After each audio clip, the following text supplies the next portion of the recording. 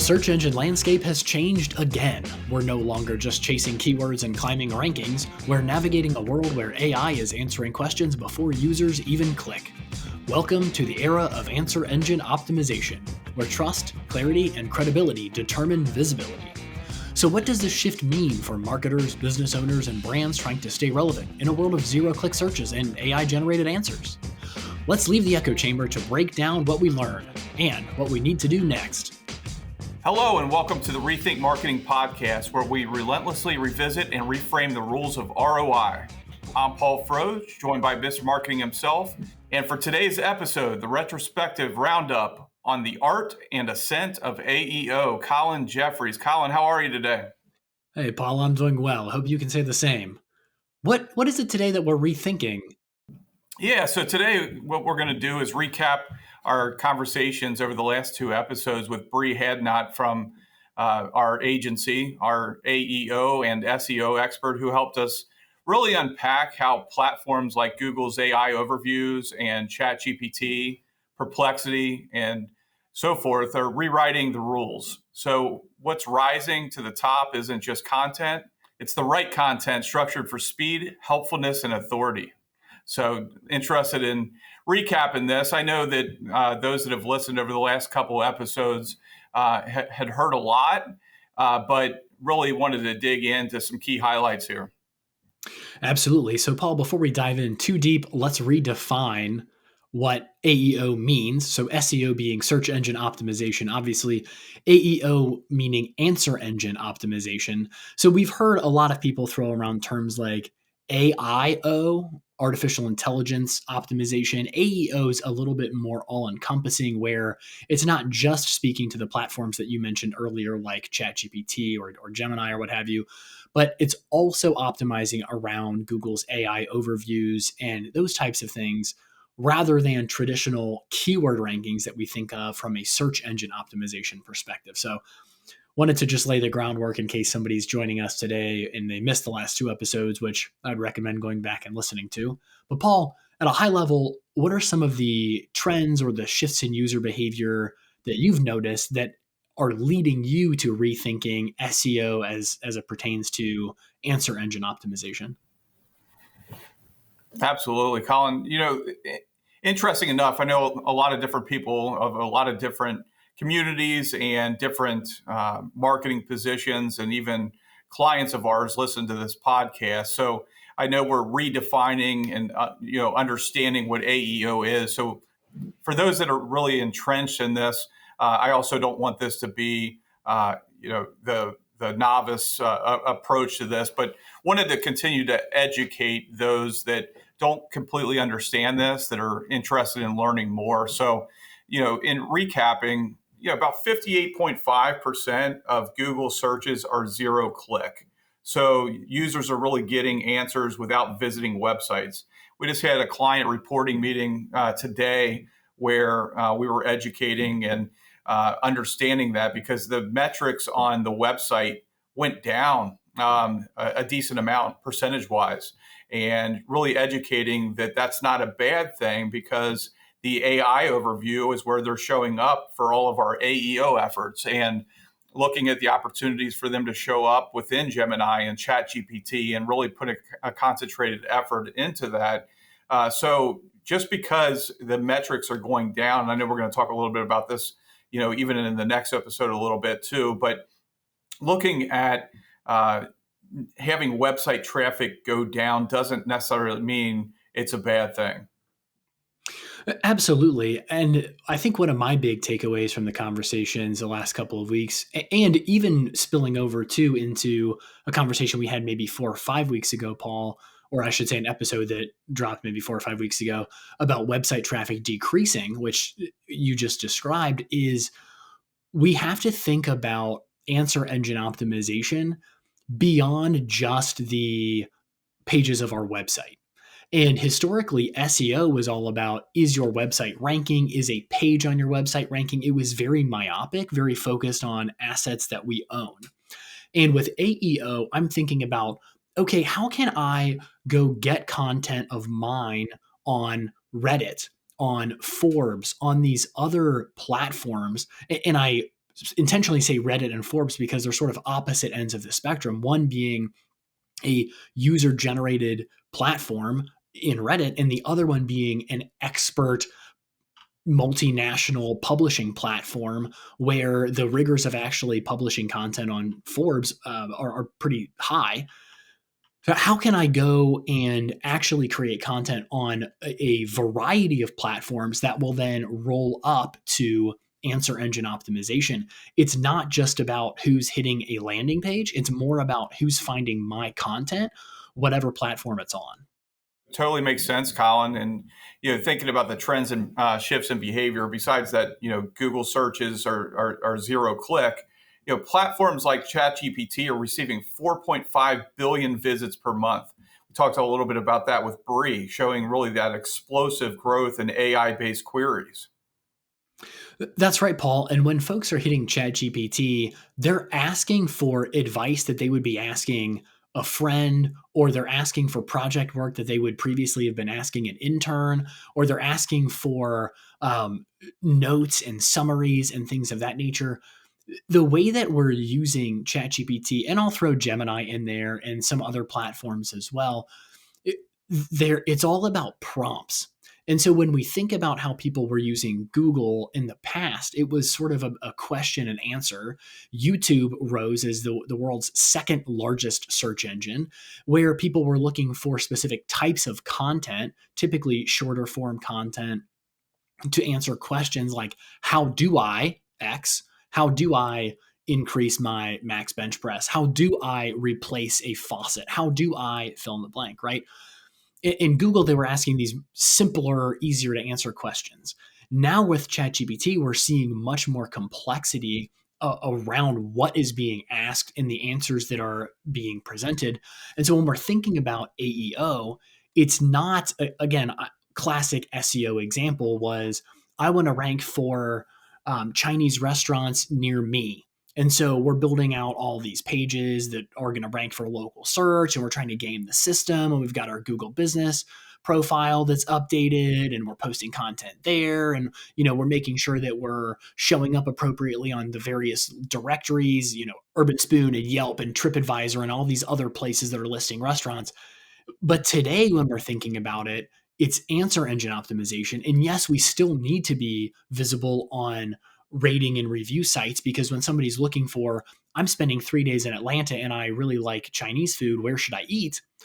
ChatGPT is putting together an itinerary for them that's including our restaurant because of the reviews that they found on Yelp, on Google business profiles, maybe on TripAdvisor and some other platforms. But it goes way beyond just showing up because someone's hungry and they're Googling Chinese food near me.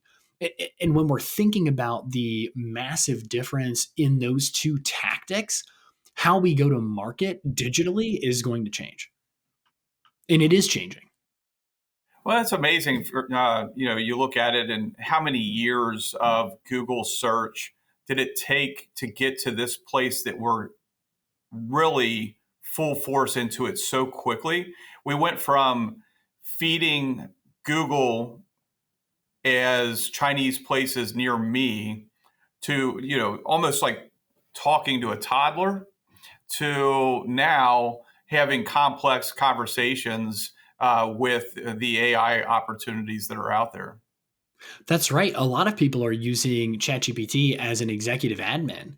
Yeah, my wife and I took a trip to Fort Lauderdale, Paul, and one of the ways that I did research on things we should do is I just said, I'm in Fort Lauderdale for 2 days. I don't have a car.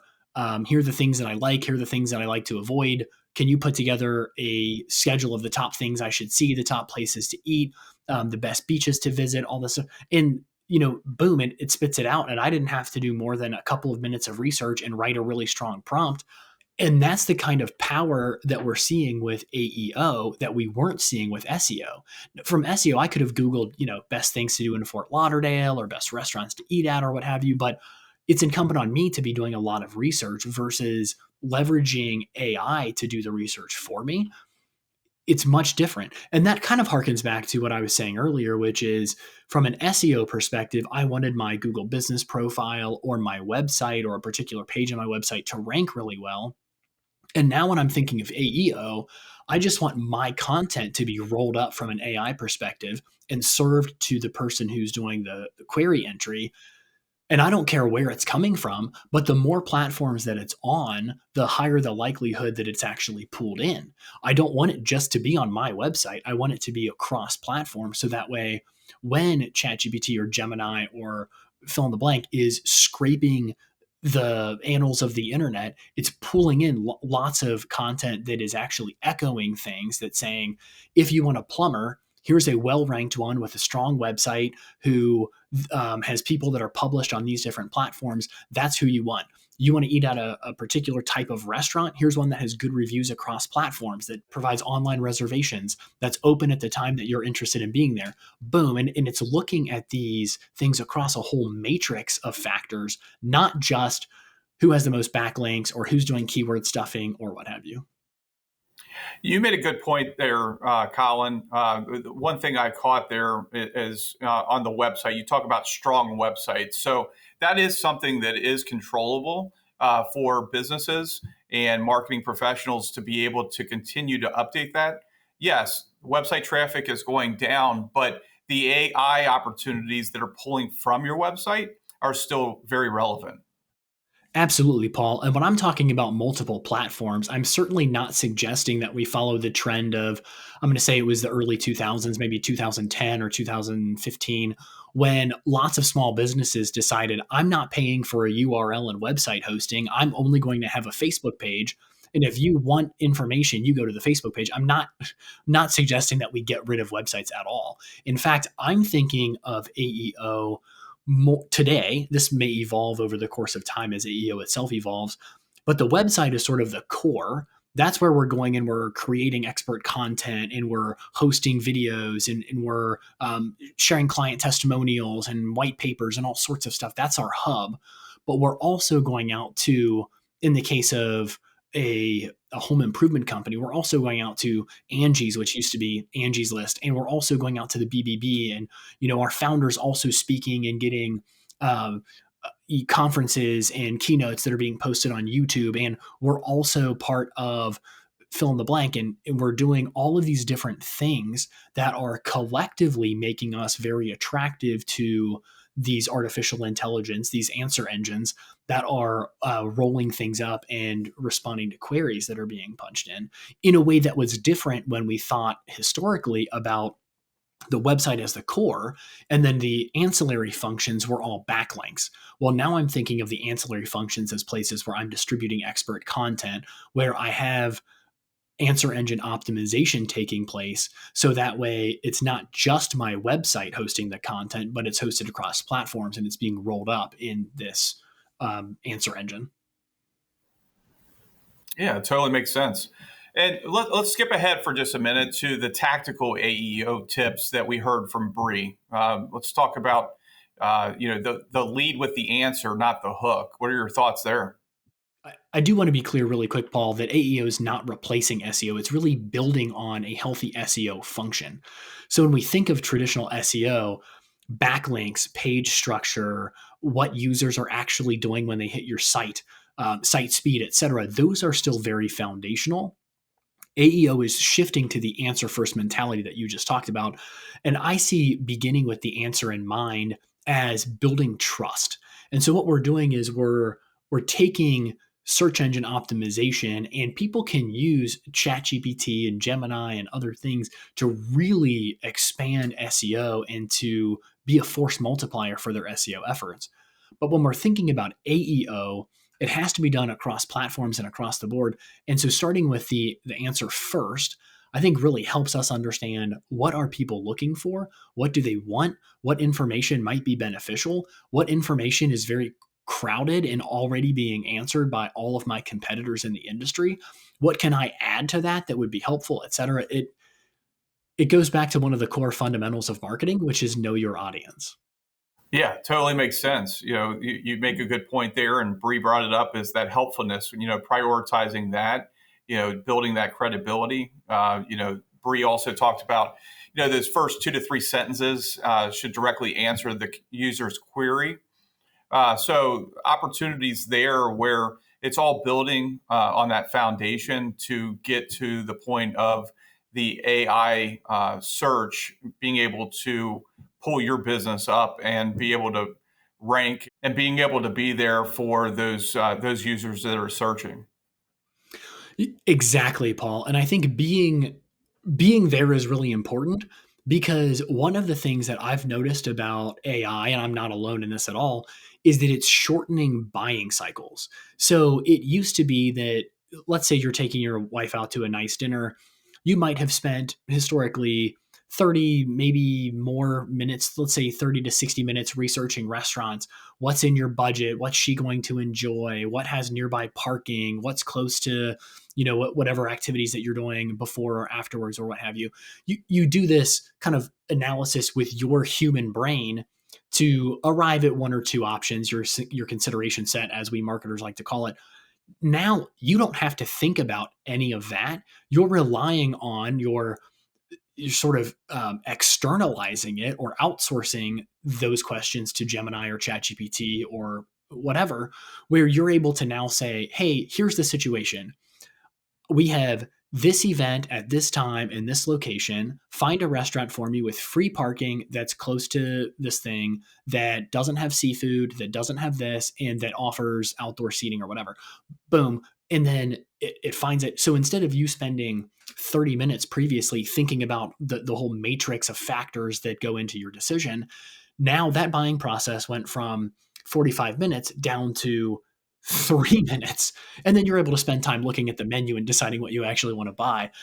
And the same thing is true with anything that we're looking at buying cycle wise, where even in B2B software sales, it used to be, okay, I'm going to go look at Trustpilot and G2. I'm going to go ask questions on Reddit. I'm going to go do all of this research to figure out what CRM I should implement for my small business.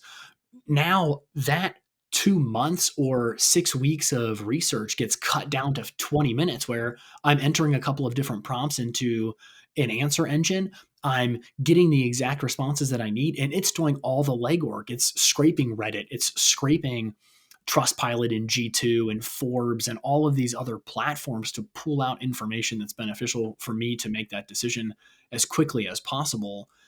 And so that's something else that we need to talk about too. We're increasing trust and we're shortening our buying cycle, and every business wants to do that. So Colin, great recap of our interviews with Bree over the last couple episodes. Looking at, recapping the recap, if you will, SEO and AEO are very complementary. And like you had mentioned before, SEO and AEO really need to be working in unison, the SEO foundation and then the AEO on top of it. So AEO is really we're not suggesting that it's replacing SEO. It really builds on that. Looking at traditional SEO, the site speed, indexing, page structure, et cetera, is still foundational. AEO adds an answer first, true first layer on top of existing SEO best practices. But really good conversation. It's accelerating at a pace that we just need to keep up with. Absolutely, Paul. Great recap. Everyone, thank you so much for joining us today on the Rethink Marketing Podcast. Until next time, keep rethinking those common assumptions. Thank you so much for listening to today's episode. If people want to connect with us, where should they go, Paul? RethinkMarketingPodcast.com, Colin. What can listeners do to help us in return for the sage marketing wisdom and our pithy humor? They can help us by leaving a review on their favorite platform or sharing this episode with a fellow marketer to help them cut through the clutter. Well, until next time, keep rethinking those common assumptions.